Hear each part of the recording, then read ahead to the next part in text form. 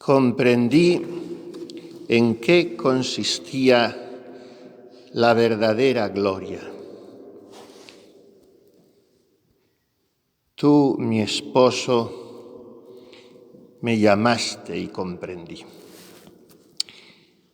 Aquel cuyo reino no es de este mundo me hizo ver que la verdadera sabiduría consiste en querer ser ignorada y tenida en nada, en cifrar la propia alegría en el desprecio de sí mismo. Sí, yo quería que mi rostro, como el de Jesús, estuviera verdaderamente escondido y que nadie en la tierra me reconociese. Tenía sed de sufrir y de ser olvidada. Esto reconocen enseguida que es de Santa Teresita en la historia de un alma.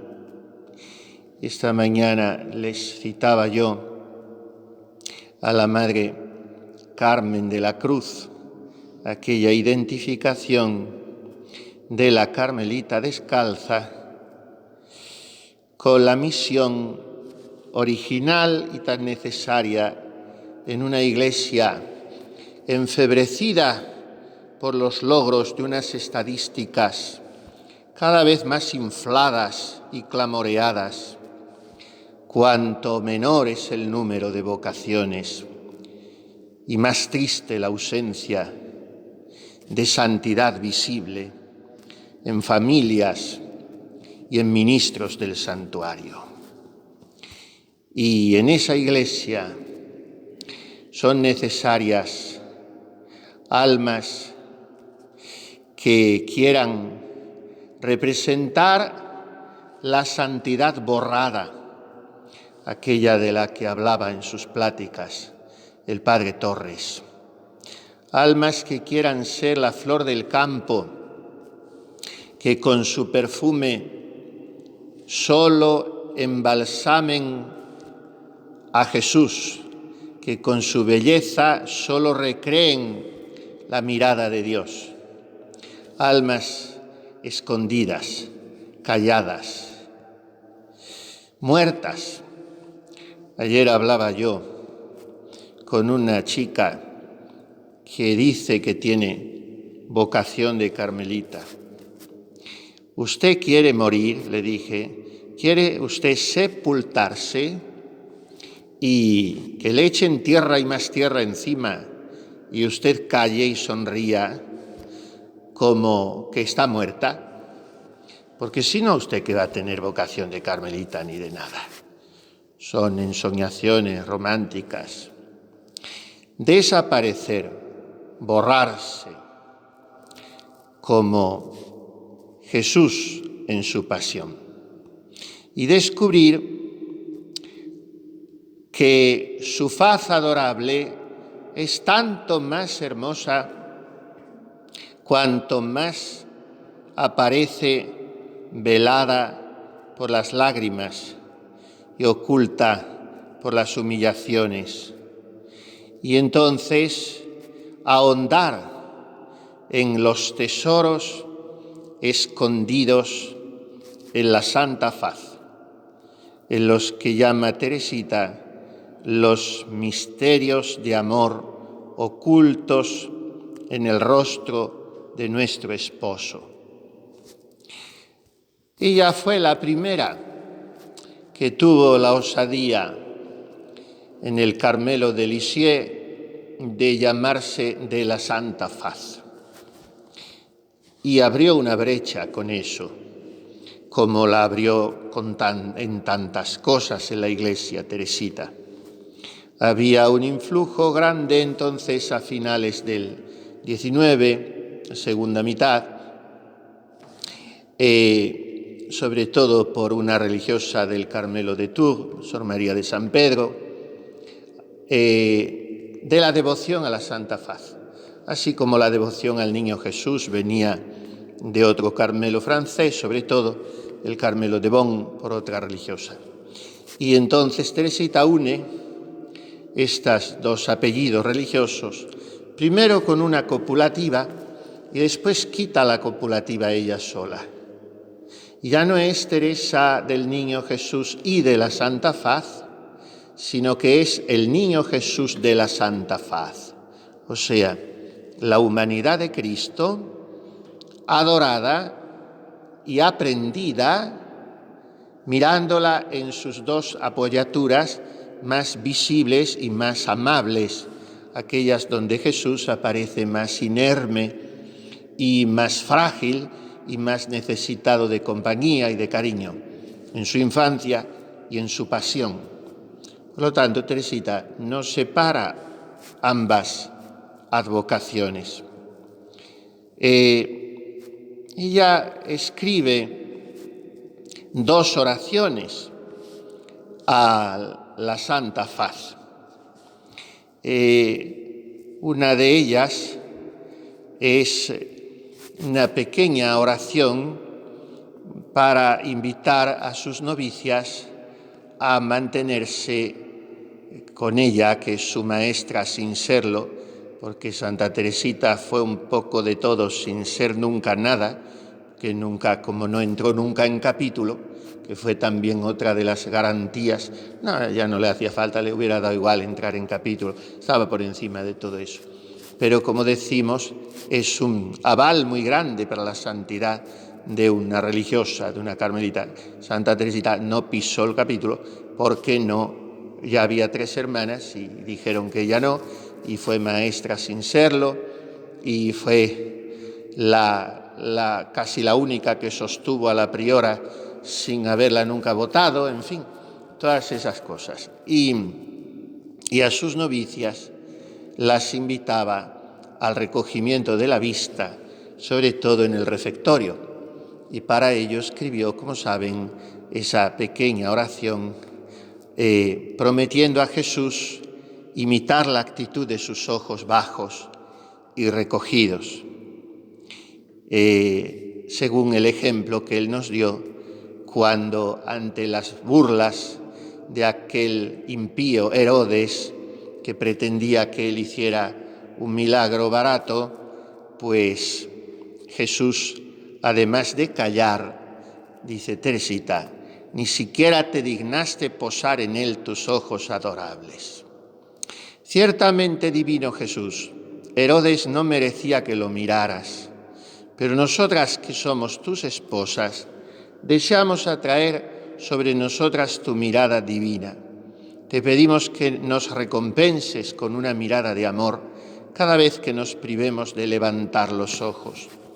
Y te pedimos también que no nos niegues tampoco tu dulce mirada cuando caigamos, pues no llevaremos cuenta de nuestros fallos. Formaremos un ramillete que tú, así lo esperamos, no vas a rechazar.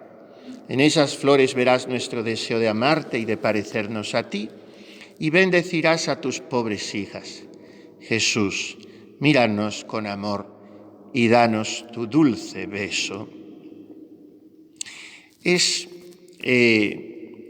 simpática, por decirlo así, la interpretación un poco libre y amplia que del pasaje evangélico hace Teresita, porque en realidad Lucas solo habla del silencio de Jesús, Jesus autem tacebat. Pero para Teresa ese silencio no es solo de la lengua, es silencio de toda la persona, es silencio de todos los sentidos externos de Jesús y por tanto extiende ella su comprensión, su interpretación de ese silencio al de los ojos, lo cual es legítimo, porque Lucas solo dice Jesus tacebat, callaba, no dice callaba con la lengua, no dice no abrió la boca, no dice no pronunció una palabra, sino callaba. O sea, Jesús es digamos así, en su pasión, la absoluta pasividad, o sea, es quien se deja hacer. y quien calla, porque hay muchas maneras posibles de, callando con la lengua, protestar de otros modos o hacer que los sentidos se rebelen de manera que los demás capten ese disgusto mío. Es por eso muy original, como siempre es Teresita en todo. Jesús callaba y ella interpreta esto como los ojos bajos de Jesús. Esta es la primera de las oraciones, y la segunda es realmente muy profunda y es acaso, no sé si decir, después del acto de ofrenda al amor misericordioso, la oración más completa, más acabada, más teológica y más bella de las muchas que compuso Teresita. Y es también una consagración, no es solo oración. Y es original consagrarse a la Santa Faz, porque consagrarse al corazón de Jesús, consagrarse a Cristo Rey, consagrarse a la Santísima Virgen, es consagrarse a la persona, digamos así. Cuando ella se consagra e invita a hacerlo también aquí a sus novicias, una de las cuales ya era su hermana Celina, a la Santa Faz, está viendo en la cara del Señor una personificación de todo Él, lo mismo que la vemos en su Sagrado Corazón.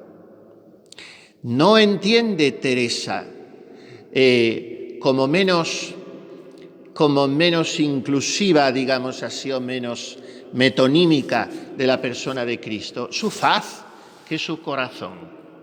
Ella es también una teóloga muy original del corazón de Jesús. Yo no veo el corazón de Jesús como los demás, dirá. Hay un estudio muy breve, sencillo, sin pretensiones de nada científico, pero muy bien hecho, de un padre retana, jesuita, que está puesto como apéndice a una obra muy bonita sobre Teresita, la de Jean Lafrance, Mi vocación es el amor. Y al final de ese librito pequeño viene, a modo de apéndice, 12 o 14 páginas, acaso ni lleguen, ese pequeñito estudio del padre, creo que es José Luis Fernández de Retana, la devoción al corazón de Jesús según la entiende Teresita. Pero como entiende ella la devoción a la Santa Faz, es como el todo Cristo, pero el todo Cristo no entendido solamente a la entera persona de Cristo, reflejada en su rostro, como solemos decir, la cara es el espejo del alma, sino que Teresita va un poco más allá o mucho más allá. Para ella la Santa Faz sería el Christus totus, que dice San Agustín, el Cristo total, o sea, cabeza y miembros. Por tanto, la Santa Faz es el misterio sublime, luminoso y oscuro al mismo tiempo de la Iglesia, cuerpo místico de Cristo. La Iglesia velada, la Iglesia humillada, la Iglesia ultrajada. Acaba de publicar un libro, el cardenal Sara, este hombre desde luego parece un santo y debe de serlo por tanto. Y en este libro, el tercero de los suyos, que ha aparecido hoy o ayer y que no creo que esté todavía traducido al español, pero del cual ya se ha publicado su introducción, una introducción muy dura, muy doliente, muy intrépida.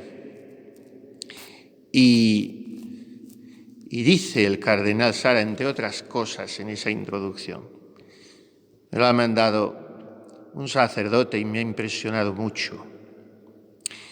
Después de Jesús, la Iglesia vive el misterio de la flagelación. Su cuerpo está lacerado. ¿Quiénes son los que la golpean? Aquellos mismos que deberían amarla y protegerla. La crisis que vive el clero, la Iglesia y el mundo es radicalmente una crisis espiritual, una crisis de fe. Vivimos el misterio de la iniquidad, el misterio de la traición, el misterio de Judas. Ante la avalancha de pecados en las filas de la Iglesia, estamos tentados a querer tomar las cosas en nuestras manos, a querer purificar la Iglesia por nuestras propias fuerzas. Esto sería un error. Bajo pretexto de hacer el bien, nos dividimos. No reformamos la Iglesia por la división y el odio. Reformamos la Iglesia comenzando por cambiarnos a nosotros mismos. No dudemos, cada uno en nuestro lugar a denunciar el pecado, comenzando por el nuestro. Perdonen si algunas de mis palabras les incomodan. No quiero adormecerles con palabras tranquilizantes y mentirosas. No busco el éxito ni la popularidad. El grito de mi alma en este libro es un grito de amor por Dios y por mis hermanos. Os doy la única verdad que salva. La Iglesia se muere porque los pastores tienen miedo de hablar con toda verdad y claridad. Tenemos miedo de los medios de comunicación, miedo de la opinión, miedo de nuestros propios hermanos. El buen pastor da la vida por las ovejas. Cuando la Iglesia duele así, y hoy nos tiene que doler mucho, cuando a la Iglesia se la ama así, entonces en ella se venera de rodillas y con temor y temblor, detrás del velo de suciedades que sobre su rostro purísimo acumulamos sus miembros, en ella se venera la faz humillada de Cristo. Y por tanto, esa faz adorable, escupida, abofeteada, cubierta de ludibrio, es para mí el todo Cristo. Y así le descubre Teresita.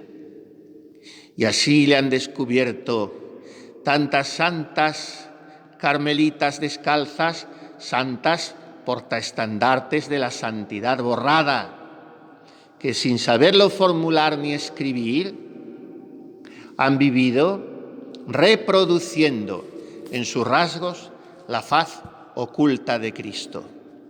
Y una carmelita va acumulando en su rostro arrugas y cataratas y vejez, y va acumulando en su alma soledades y humillaciones, y sufrimientos y lágrimas ocultas. Y cuando va dejando de ser bella por la juventud, por la salud, por las fuerzas, por las ilusiones, entonces comienza a ser de verdad hermosa, porque va asemejándose con la faz de su amado y siente su corazón lacerado por la Iglesia como el de su esposo Cristo. Y esta es la vocación de la carmelita descalza, que hoy adquiere más actualidad y más necesidad que nunca, porque hoy hay una urgencia de santidad, pero de santidad de Calvario, no de esta santidad que se cotiza y se vende y se propone, de santidad de relumbrón. Esa no es la santidad del Evangelio. De santidad de almas vírgenes en toda la extensión de la palabra, o sea, de almas que han plantado en su centro la bandera del solo Dios basta. Y esto es lo que vivió Jesús en su pasión. Y esta es su faz. Y a esta faz se consagra Teresita con sus novicias, porque ha escuchado a Jesús decirle, como a la esposa de los cantares: ábreme, hermana mía, esposa mía, que tengo la faz cubierta de rocío y los cabellos del relente de la noche. Y ha comprendido el lenguaje de amor de Jesús y ha querido enjugar su faz dulcísima y consolarle del olvido de tantos hombres. A sus ojos, le dice en esta consagración, a los ojos de los malvados, tú estás todavía escondido, te consideran como objeto de desprecio. Oh faz más bella que los lirios y las rosas de primavera, tú no estás escondida a nuestros ojos.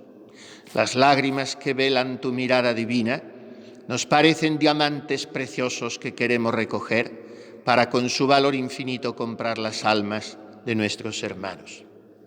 De tu boca adorada hemos escuchado la amorosa queja, y sabiendo que la sed que te consume es una sed de amor, quisiéramos, para poder apagártela, poseer un amor infinito. Esposo amadísimo de nuestras almas, si tuviésemos el amor de todos los corazones, todo ese amor sería para ti. Pues bien, danos tú ese amor y ven a apagar tu sed en tus pobres esposas. Almas, Señor, tenemos necesidad de almas, sobre todo de almas de apóstoles y de mártires, para que gracias a ellas podamos iluminar con tu amor a la multitud de los pobres pecadores. Oh faz adorable, lograremos alcanzar de ti esta gracia. Olvidándonos de que estamos desterradas junto a los canales de Babilonia, te cantaremos al oído las más dulces melodías, y como tú eres la verdadera, la única patria de nuestros corazones, esos nuestros cantos no serán cantados en tierra extranjera. Oh faz adorada de Jesús, mientras esperamos el día eterno en que contemplaremos tu gloria infinita, nuestro único deseo es hechizar tus divinos ojos, escondiendo también nosotras nuestro rostro, para que nadie aquí en la tierra pueda reconocernos. Tu mirada velada, he ahí nuestro cielo. Escogió para consagrarse con sus novicias a la Santa Faz la fiesta de la transfiguración. Ve ante mis ojos, dulce Jesús bueno. Tu mirada velada, he ahí nuestro cielo. Y en esa mirada velada descubre Teresita el grito de amor que brota del divino callar de Jesús, de aquel silencio suyo, de la boca y de los ojos y de todos los sentidos. Y ese grito es: almas, sicio, tengo sed. Es toda una teología, la de la santa faz de Jesús. Aquella religiosa carmelita del Carmen de Tours, la hermana Sor María de San Pedro, recibió esta confidencia de Jesús, esta revelación privada. Así como en un reino con la efigie del príncipe se obtiene todo lo que se desea, así también con la moneda preciosa de mi santa humanidad, que es mi faz adorable, obtendréis cuanto queráis. Le encantó a Teresita descubrir esta revelación de Jesús a Sor María San Pedro, que era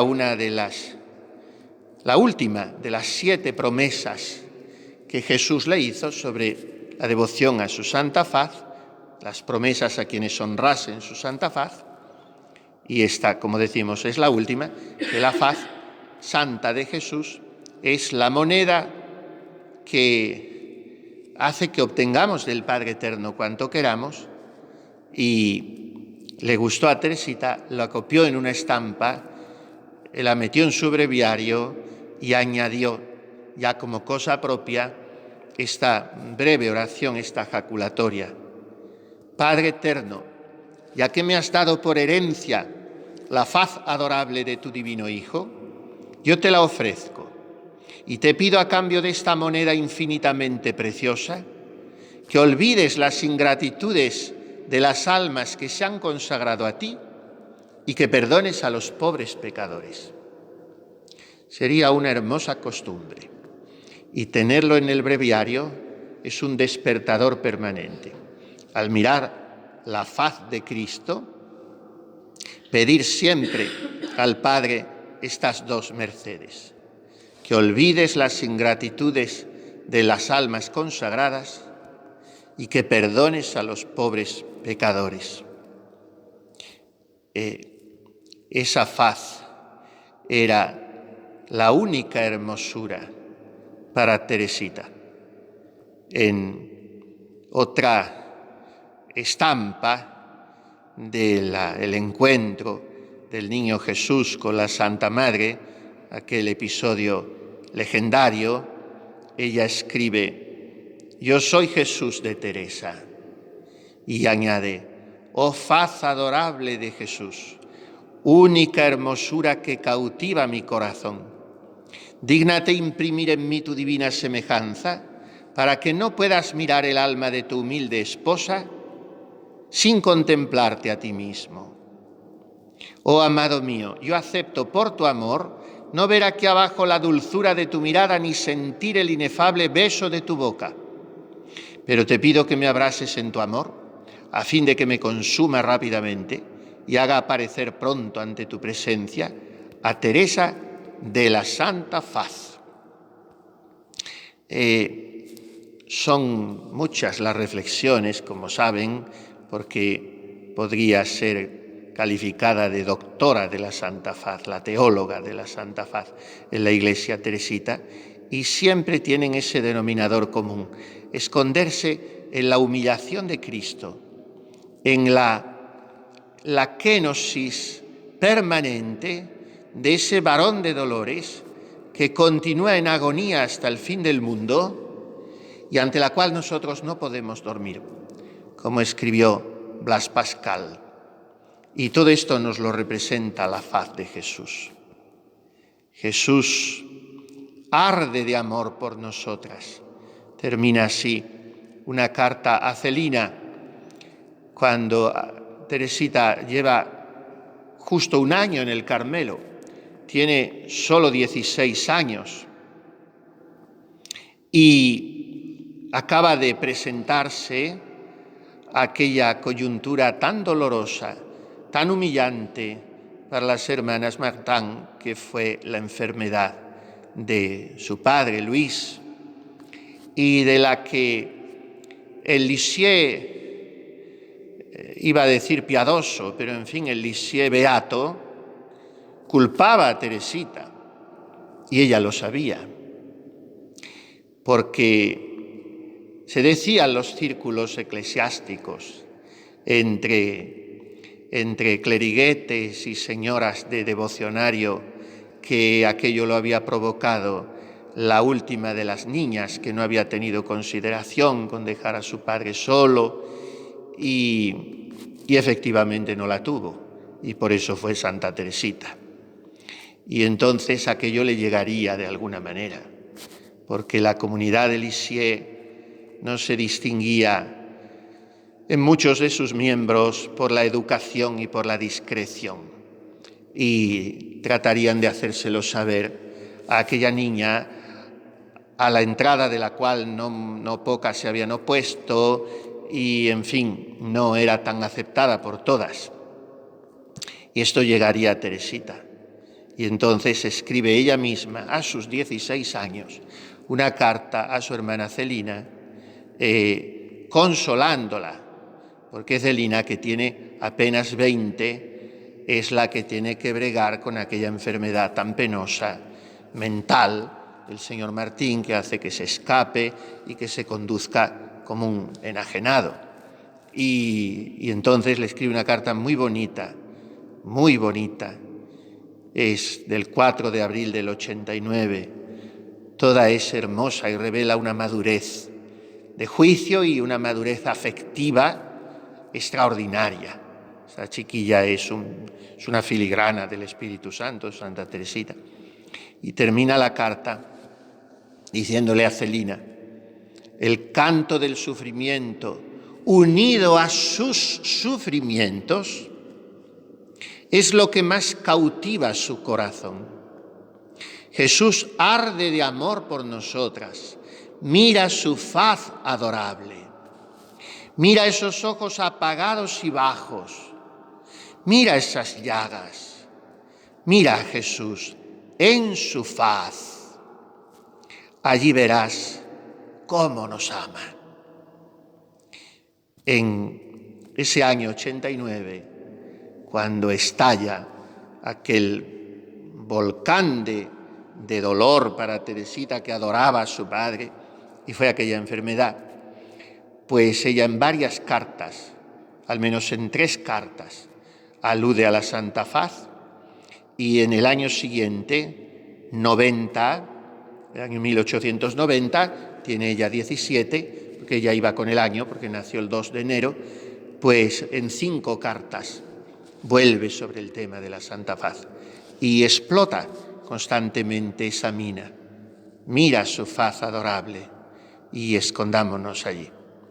Bien, pues podíamos hacer unos ejercicios completos sobre no la devoción, porque eso es decir poco, sino la teología de la Santa Faz. Podíamos hablar de la Santa Faz como locus theologicus para Santa Teresita, un lugar teológico donde ella encuentra a Jesús.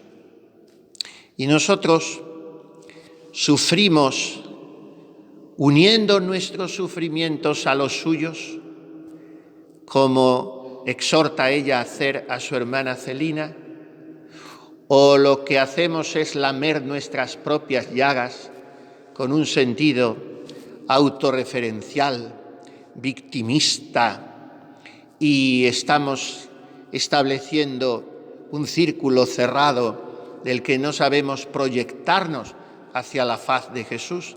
Esta es la diferencia de sufrir solos, no a sufrir con Él, que es decir poco, sino a incluir nuestros sufrimientos en los suyos, de manera que es uno solo el sufrimiento.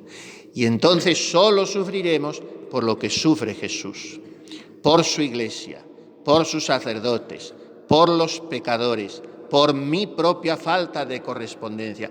Pero no sufriré desde mí, sino desde su corazón, aprendiéndolo en su faz. Vamos a terminar. Para no salir de estos ejercicios, porque esta es la equivocación, salimos de ejercicios tal día. No, se trata de no salir, aunque cambie la vida un poco, porque no se puede estar ya después en este plan de silencio, de descanso, pero la actitud espiritual debe ser la misma, corregida y aumentada. O sea, la que se ha, no aprendido, porque todo ya está escuchado, pero en fin, la que se ha renovado y refrescado en los santos ejercicios, y esto proyectado a partir de mañana, que es un día tan hermoso para empezar una vida nueva, día de nuestro Padre San José, todavía con casi toda la Santa Cuaresma por delante, pues esto proyectado en un corazón nuevo, en un amor que siendo el mismo es nuevo, y en una mirada nueva. De esto se trata, de remirar, si pudiéramos hablar así, esa faz en la cual se reven los ángeles, dice el santo maestro Ávila. Remirarla puede tener dos interpretaciones, que es volverla a mirar, empezar a mirarla de nuevo, o bien no dejar de mirarla. Remirar una cosa es detenerse indefinidamente en su contemplación. Miren, uno de los tratados, quizá el más largo porque tiene dos partes, muy largas las dos, del Santísimo Sacramento del Padre Maestro Ávila es el tratado número 13. En la segunda parte, todo él habla de la actitud que hay que llevar en la procesión del Corpus. Iba el Padre Ávila de tal manera en la procesión del Corpus hasta que pudo, que un año en Córdoba, al pasar, según iba con su vela en la mano alumbrando el Santísimo, un caballero se sintió tan impactado y le dio tanta devoción que se arrodilló y le besó la mano, porque le percibió que iba metido en Dios, pues le traspasaba el corazón que cómo se iba en la procesión del Corpus. Yo, francamente, prefiero no ir a la procesión del Corpus antes que ir, porque se sufre muchísimo. Y dice Ávila, miráis la hostia con ojos lascivos, sacrificáis almas en presencia de Cristo, y se lo dice a las autoridades, a los clérigos, a los seglares, y después les exhorta a mirar a la sagrada hostia, como hay que mirar a Jesús. Se detiene en la descripción de la hermosura de Jesús sacramentado, que es el mismo Jesús que tuvo en brazos María en el portal de Belén y que se mostró tan hermoso, cubierto de sangre en la cruz. Y por fin habla al final de esta segunda parte del tratado 13 de los frutos de la procesión. Y dice así, ten hermano a Jesucristo por tuyo, usa de él como de cosa tuya, y para tus penas y para tus gozos y para alcanzar perdón y para hacer buenas obras, ninguna necesidad tendrás que él no sea bastante para la remediar. Usa de él como de maestro para aprender cómo has de vivir. Tenle por tu verdadero Rey, Señor, y obedécele como a tal. Séle agradable como a tu Redentor. Arrímate a él como a tu verdadero amparo. Mírale como adechado para le imitar. Tenle por tu abogado delante del Padre y para lo que pretendes, piensa que tienes remedio en él. No te hartes de lo mirar con entrañable amor, como a cosa tuya. Mirar a Cristo. Mirar a Cristo. A esto nos exhorta San Juan de Ávila en los 3 últimos capítulos de la Audifilia, que son lo más granado del libro, lo más hermoso, lo propiamente místico y que en sí mismos constituirían un tratadito de cristología, porque, como decíamos esta mañana, mirar a Cristo es recibir en nosotros la vista amorosa del Padre o bien unir nuestra mirada a la del Padre. Lo saca Pilato a presentarlo al pueblo y profetiza sin saberlo, ecce homo. Ahora han sacado estos mamotretos de libracos que hacen gastar dinero cada 10 o 15 años. La Conferencia Episcopal Española ha decidido que se gaste un buen pico en libros litúrgicos y vuelven a traducirlos y otra vez. Y y en algunas cosas, bastantes, han mejorado la traducción. Eso es verdad. Y en otras, pues, se ponen a enmendar la plana al Espíritu Santo como si ellos supieran más que Él. Ahora ya no se dice en ningún salmo ni lugar de la Escritura, Señor de los ejércitos, porque eso es beligerante, eso es violento, y la Iglesia no puede decir eso, aunque lo hubiera dicho el Espíritu Santo, que dice Deus Sabaoth, tan importante esa palabra que se conserva en hebreo, aunque digamos la misa en latín o en español, en hebreo, como se conserva en hebreo Hosanna, como se conserva en hebreo Aleluya, y tienen difícil traducción. Bueno, pues Dios Sabaoth es Dios de los ejércitos, como dice la Santa Madre, el Dios de las caballerías. Pues ahora Dios del universo, así muchas cosas. Pero por lo menos ha llegado el momento de que el Viernes Santo, cuando cantamos o proclamamos la Sagrada Pasión, según San Juan, ya no se diga la horripilancia que se decía antes. Y dijo Pilato al pueblo, aquí lo tenéis. Y ya está, esa era la traducción. Era el destrozo más espantoso del sentido teológico profundo de esa palabra, ecce homo, he aquí al hombre, porque Jesús es el hombre de los hombres, es el Hijo del hombre, es el más hermoso de los hombres, es la humanidad perfecta, toda condensada en ese cuerpo perfectísimo, informado de un alma nobilísima, unido a ello el Verbo de Dios. Y ahora decimos, he aquí al hombre. Pues esto es lo que nos dice Pilato, después de haberlo ataviado con atavíos de muchos dolores. Porque Jesús se presenta en ese balcón o pretil o lo que fuera de la Torre Antonia, justo después de su flagelación. Por tanto, está vestido de la púrpura de aquel andrajo que le echaron por los hombros y vestido de la sangre de su reinado de amor.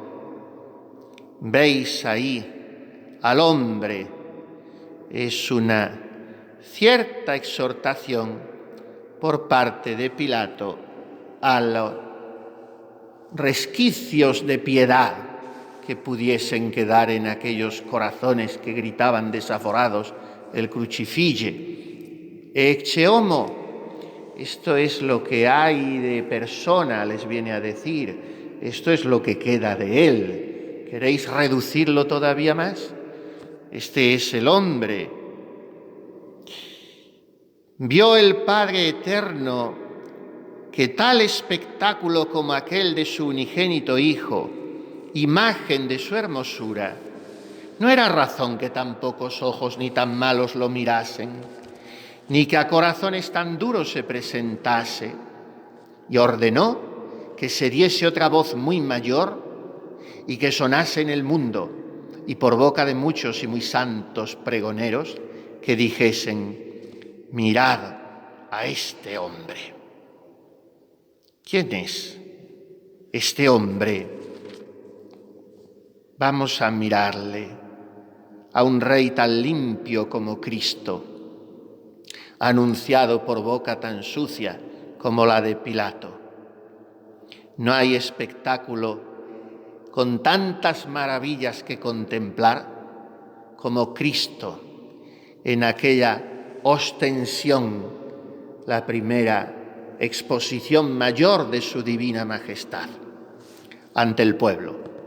No hubo tanto humergo, ni incienso, ni flores, ni reclinatorios, sino solo este pregón, ecce homo. Pensó quizá Pilato que ya no habría memoria de aquel hombre, que sería cosa de un rato quitarlo de en medio y que él se sacudiría el problema. Pero el Padre Eterno había pensado otra cosa desde antes de los siglos. Ordenó Dios que en lugar de los pocos que le escupían, hubiese, haya y habrá muchos que con reverencia le adoren. Y en lugar de los que no querían mirarle de asco, haya muchos más que se revean en mirar aquella benditísima cara como en espejo muy luciente. Y en lugar de los que pensaban que lo que padecía lo merecía, haya tantos que confiesen que ningún mal hizo porque padeciese, sino que ellos pecaron y él padeció por amarlos.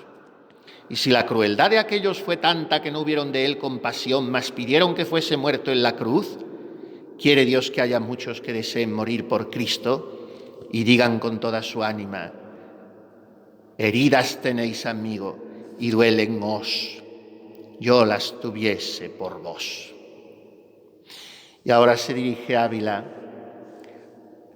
quizá no a tanto a doña Sancha Carrillo, porque a doña Sancha Carrillo él le mandó una especie de folletito, de opúsculo, de unos cuantos folios desde la cárcel, porque en la cárcel aquel sacerdote de 30 o 31 años, calumniado y humillado, le premió Dios, así lo confesó él a su gran amigo Fray Luis de Granada, con un altísimo conocimiento del misterio de Cristo, que ese es el que viene siempre de las humillaciones aceptadas con amor.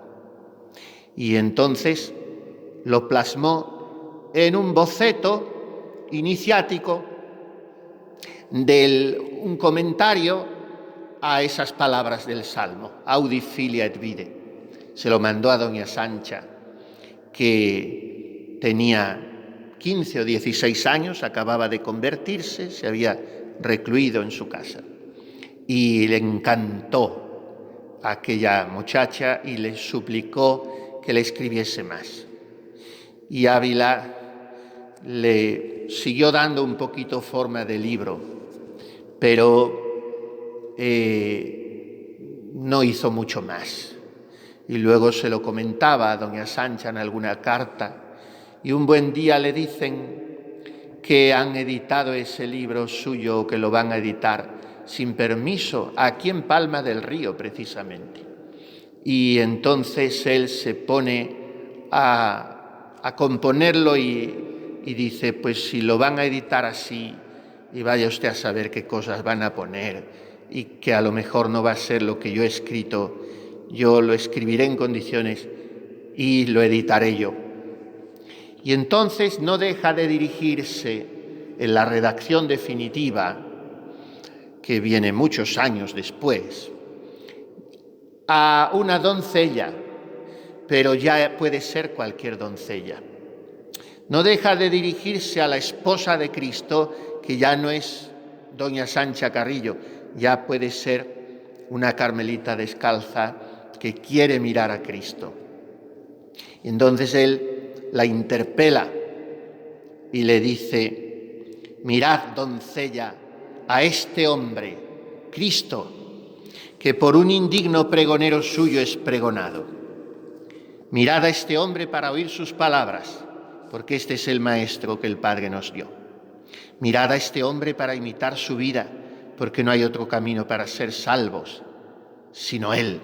Mirad a este hombre para ver compasión de Él, pues que estaba tal que bastaba mover a compasión a los que mal le querían. Mirad a este hombre para llorar, porque nosotros le paramos con nuestros pecados tal cual está. Mirad a este hombre para le amar, pues padece tanto por nos. Mirad a este hombre para os hermosear, porque en él hallaréis cuantos colores quisiéredes con que os hermoseéis, bermejo de las bofetadas que recientes le han dado, cárdeno de las que rato ha y en la noche pasada le dieron, amarillo con la abstinencia de la vida toda y trabajos de la noche pasada, blanco de las salivas que en la cara le echaron, denegrido de los golpes que le habían magullado su sagrada cara, las mejillas hinchadas y de cuantos colores las quisieron pintar los sayones. Mirad a este hombre. Todo esto sacamos de la mirada contemplativa, serena, llorosa, contrita, deseosa de conversión a nuestro Cristo bendito. Todo esto sacamos. Imitarle compadecernos de él, llorar por él y con él y por mí, amarle y hermosearnos con todos los colores posibles, porque en él está nuestra belleza. Pero es que además nos lo manda el mismo Padre Eterno. Mirad a este hombre. Mira, hombre, la faz de tu Cristo. Y si quieres que mire yo a su faz para te perdonar por él, mira tú a su faz para me pedir perdón por él. Y ahora viene esa idea que venimos repitiendo tantas veces porque Ávila la revuelve y la presenta de tantas maneras y siempre va a parar a la misma idea teológica y espiritual de una belleza y un provecho extraordinario si la explotamos, que es que en el rostro de Cristo mi pobre mirada pecadora se junta con la mirada del Padre Eterno que se está recreando eternamente en esa faz. Es lástima, como de tantas otras cosas, que de la misa nueva se haya quitado el último evangelio, que tenía una virtualidad enorme. San Pedro de Alcántara y tantos santos lo recitaban encima de las personas, sobre todo de los niños pequeños. Muchas veces cuando hay carmelitas que me han regalado unos escapularios pintados y muy bonitos, al lado hay otra cosita que yo las primeras veces no sabía lo que era, como otro pequeño escapulario, pero solo con un lado, y eso es muy dobladito, un papel con el prólogo de San Juan, para tenerlo también junto al niño, en la cuna, porque el último evangelio, el evangelio de San Juan, tiene una virtualidad muy grande, por eso se puso al final de la misa, porque los fieles, fiándose mucho de la fuerza de esa palabra evangélica, la pedían al sacerdote cuando iba camino de la sacristía. El sacerdote tardaba tiempo en llegar a la sacristía, porque tenía que ir separando, recitando el último evangelio, el prólogo de San Juan. Y ya entonces San Pío V, que fue el que fijó el misal, dijo, pues se acabó, al final de la misa se recita el último evangelio y ya vale para todos. Pues en ese prólogo de San Juan se dice, comienza así, in principio erat verbum, et verbum erat apud Deum, et Deus erat verbum. En el principio era el verbo, y el verbo estaba junto a Dios, apud Deum. San Jerónimo lo traduce así en su Vulgata, apud significa junto a. Cuando yo lo traducimos decimos igual, junto a. Pero la partícula griega que usa San Juan cuando escribe su evangelio, habría que traducirlo porque desde el principio, antes de los siglos, te engendré como rocío antes de la aurora, al principio sin principio. El principio era el verbo y el verbo estaba cara a Dios, vuelto a Dios. De manera que el Padre Eterno está embelesado desde toda la eternidad mirando a su verbo al engendrar su idea maravillosa, al engendrar el logos, al engendrar todo su pensamiento, brota su verbo. El Padre lo contempla por eternidad de eternidades y el Hijo, lo propio de cuya persona es la filiación, así como lo propio del Padre es la generación, el Hijo está siendo constantemente engendrado, no creado, y está constantemente mirando al Padre.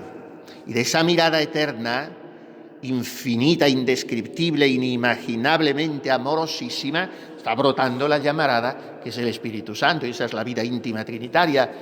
Pues al mirar el Padre a su verbo, si pudiéramos decirlo sin caer en la irreverencia, se le cae la baba al Padre y el Padre se complace infinitamente mirando la obra maestra de su generación. Por tanto, al mirar yo la faz de Cristo, me encuentro en ella la mirada eterna del Padre. Y al juntarse mi mirada con la del Padre en la faz de Cristo, me meto en el abrazo incandescente, volcánico, que es el beso del Espíritu Santo. Mira, hombre, la faz de tu Cristo, me dice el Padre. Y si quieres que mire yo a su faz para te perdonar por él, mira tú a su faz para me pedir perdón por él. En la faz de Cristo nuestro mediador se junta la vista del Padre y la nuestra. Allí van a parar los rayos de nuestro creer y amar y los rayos de su perdonar y hacer mercedes. Cristo se llama Cristo del Padre, el ungido del Padre, porque el Padre lo engendró y le dio lo que tiene. Llámase Cristo nuestro, porque se ofreció por nos, dándonos todos sus merecimientos. Mirad, pues, en la faz de vuestro Cristo, creyendo en Él, confiando en Él, amando a Él y a todos por Él. Mirad en la faz de vuestro Cristo, pensando en Él y cotejando vuestra vida con Él, para que en Él, como en espejo, veáis vuestras faltas y cuán lejos vais de Él. Para que, conociendo vuestras faltas que os afean, toméis de sus lágrimas y de su sangre que por su cara hermosa veis correr, y con dolor limpiéis vuestras manchas y quedéis hermosa. Mirad a este hombre, distingue Ávila, mirad a este hombre en sí mismo y miradlo en vos. Miradlo en sí. Al mirarlo en él, veréis quién sois, vos. Y al mirarlo en vos, veréis quién es él. Cada uno es espejo del otro. Miremos a Cristo y quedaremos radiantes y bañémonos de su hermosura. No os pido más de que le miréis. Este es el encargo de la Santa Madre. Mire que le mira. Esta es la oración. Y como hemos quedado en que la vida toda de la Carmelita es oración, su vida es mirarle a Él y dejarse mirar por Él. Volved los ojos a mirarle, o sea, apartarlos de vos y volved los ojos a Él. Y miraros a Él con esos ojos hermosos y piadosos, llenos de lágrimas, y olvidará sus dolores por consolar los vuestros. Pidamos a nuestra Madre la Virgen que nos conceda la gracia de siquiera una centellica del amor con el que ella miró a su Hijo, con el que le miró en Belén, con el que le miró a distancia en su vida pública, con el que le miró en la cruz, y que nosotros no dejemos nunca de mirarle. Respice in facem Christi tui. Mira, hombre, la faz de tu Cristo.